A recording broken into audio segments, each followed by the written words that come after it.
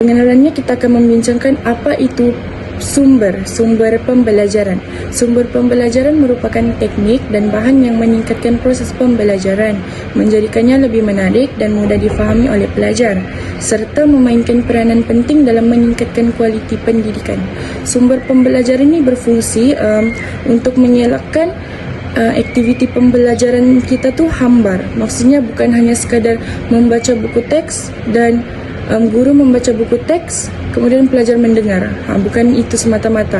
Sebab tu wujudnya beberapa sumber pembelajaran untuk membantu guru meningkatkan lagi teknik pengajaran.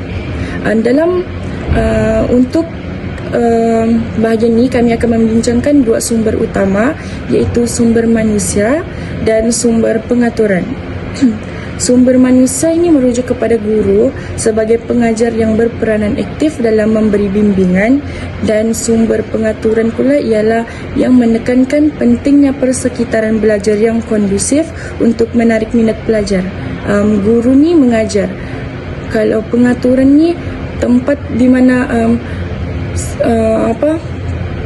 guru gunakan tempat apa untuk proses pembelajaran tu menarik. Begitu.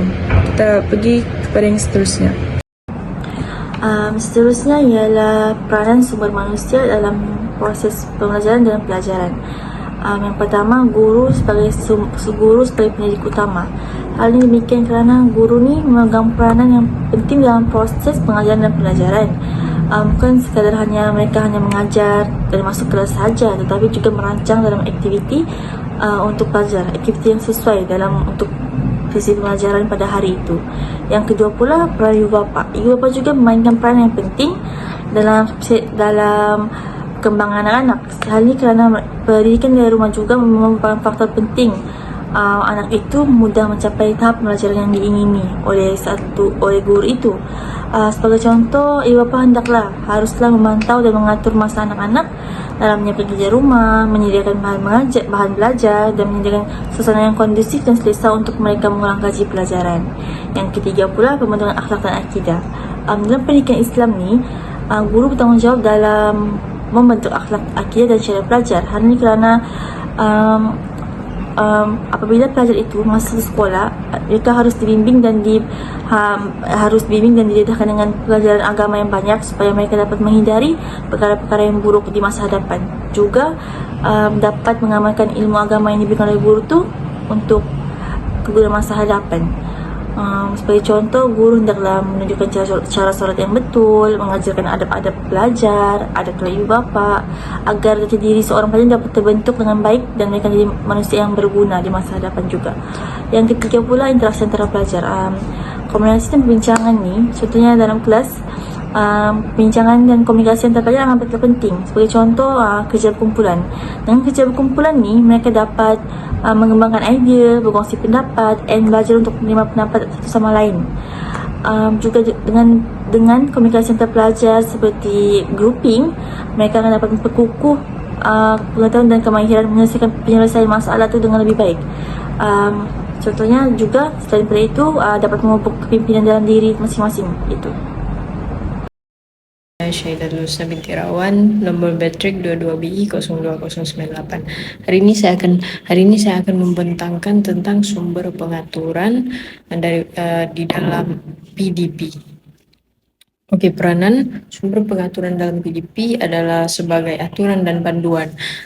Sumber pengaturan menyediakan aturan dan panduan untuk memastikan aktiviti pendidikan berlangsung dengan lancar dan efektif. Maksudnya di sini kita boleh lihat sumber pengaturannya adalah satu aspek yang sangat penting dalam sekolah, dan ianya berperanan yang penting di dalam sekolah. Oke, antara peranan sumber pengaturan dalam sekolah ialah kemudahan sekolah.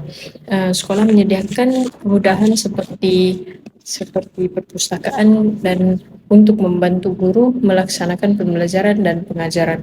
Contohnya seperti kemudahan komputer, perpustakaan, dan sebagainya. Subjek seperti pendidikan agama Islam juga adalah satu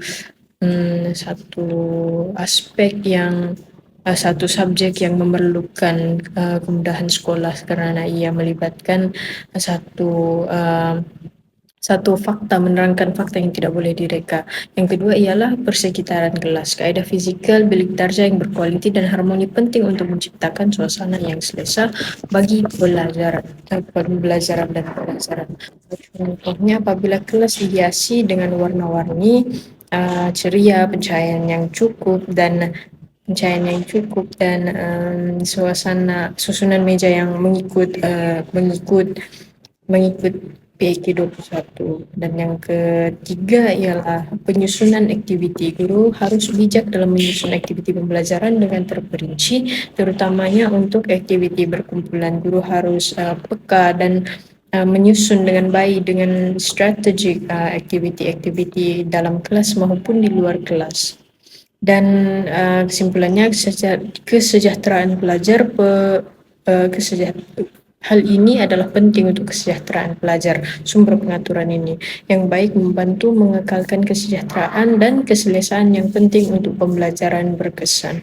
Maksudnya sumber pengaturan ini berperanan yang besar dalam sekolah, dalam PDP terutamanya, untuk keselesaan pelajar dan juga untuk pembelajaran dan pengajaran yang berkesan. Kesimpulan daripada pembentangan ini tadi menyimpulkan bahawa sumber pembelajaran adalah penting dalam pendidikan. Pemahaman tentang pelbagai jenis sumber ini mendorong kepada pendidikan yang efektif dan juga relevan. Sumber manusia berperan aktif dalam memberikan bimbingan dan motivasi, sementara sumber pengaturan yang baik memastikan kelancaran proses pembelajaran. Walaupun kami membincangkan dua sumber ini, tetapi sumber-sumber lain juga memberikan peranan penting. Maksudnya dalam satu pembelajaran tu kita perlu ada semua sumber untuk menjadikan pembelajaran kita tu lebih relevan dan lebih menarik. Sekian, terima kasih.